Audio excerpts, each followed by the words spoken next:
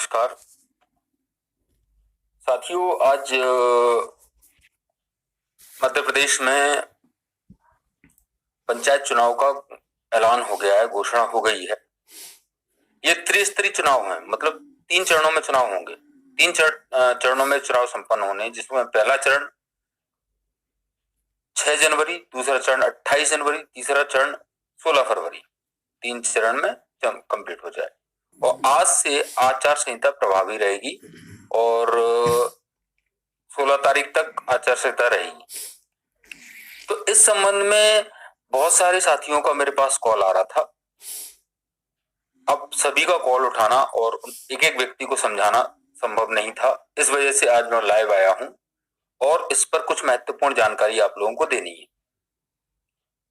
मैं समझ रहा हूं कि आप सभी के मन में एक प्रश्न उठ रहा है कि अब क्या होगा, अब हमारी भर्ती पर इस आचार संहिता का क्या प्रभाव पड़ेगा, या ट्राइबल की जो भर्ती बाकी है वर्ग 2 वालों की, उस पर क्या प्रभाव पड़ेगा। ओवरऑल कहा जाए तो हम सब पर क्या प्रभाव पड़ेगा। तो इसके लिए मैं आपको कुछ कॉन्सेप्ट समझाना चाहता हूं, कुछ बातें हैं जो आप लोगों से डिस्कस करनी है। हमारे देश में 3 स्तर की सरकार बनती है। पहली केंद्र स्तर की, जिसके लिए लोकसभा चुनाव होते हैं। दूसरी बनती है राज्य स्तर की, जिसके लिए विधानसभा चुनाव होते हैं। तीसरी बनती है ग्रामीण स्तर की, जिसके लिए पंचायत चुनाव होते हैं।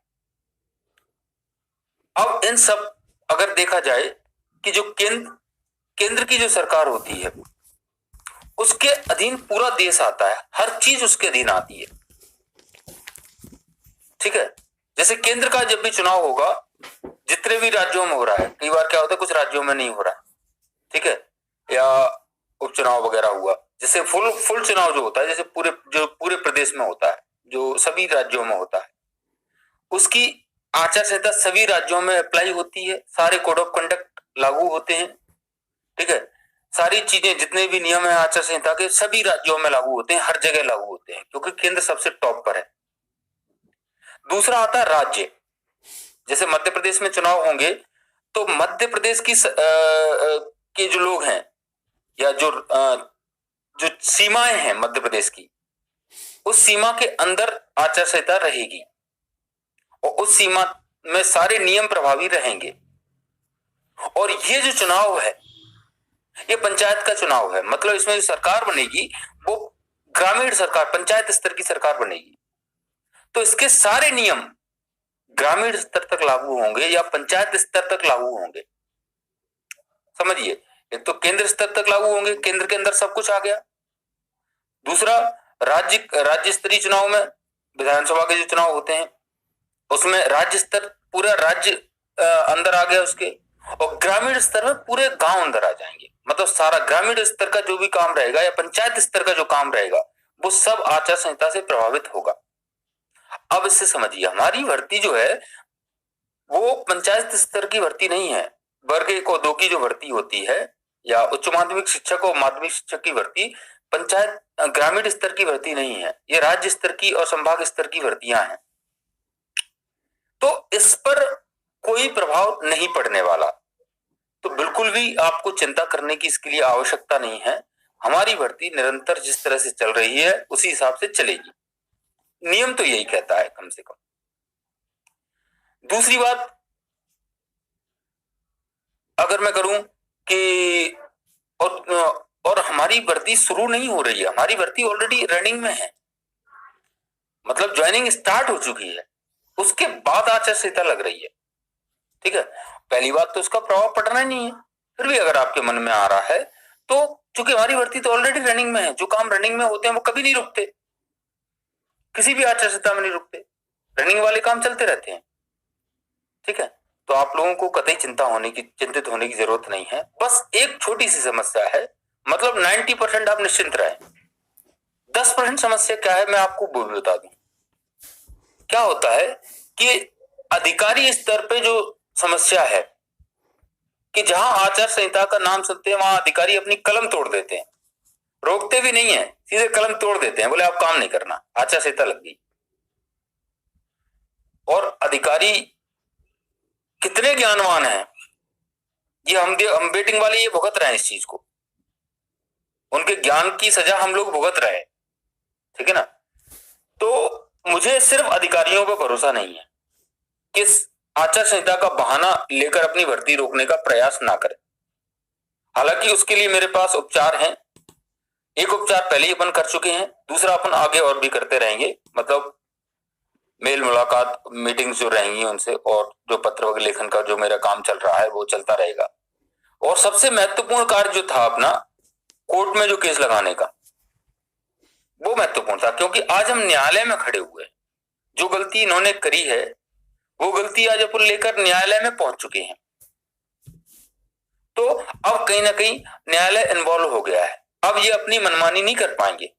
बस मुझे यही है कि अधिकारियों की मनमानी से डर लगता है, बाकी नियम के अकॉर्डिंग तो हमारी भर्ती पे इस आचार संहिता का कोई फर्क पड़ना ही नहीं है, ठीक है ना। बस अधिकारियों की मनमानी ना चले, तो मनमानी के लिए तो एक काम अपन कर ही चुके हैं, न्यायालय में अपन लगा चुके हैं, जिसका बढ़िया उनसे जवाब भी मांगा गया है, और जवाब भी अच्छा खासा जवाब मांगा गया है। पहली सुनवाई में आप देखिए उसमें काफी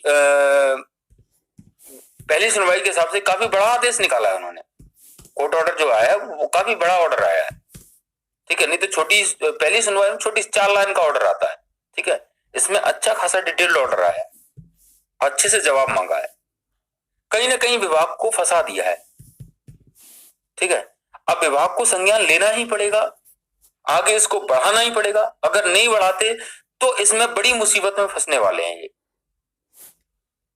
इस चीज को, क्योंकि मैं छोड़ने वाला नहीं हूं, मैं अंत तक इसमें लड़ूंगा, क्योंकि जो विभाग ने मेरे साथ हमारे साथ नाइंसाफी करी है उसको मैं बर्दाश्त तो नहीं कर सकता।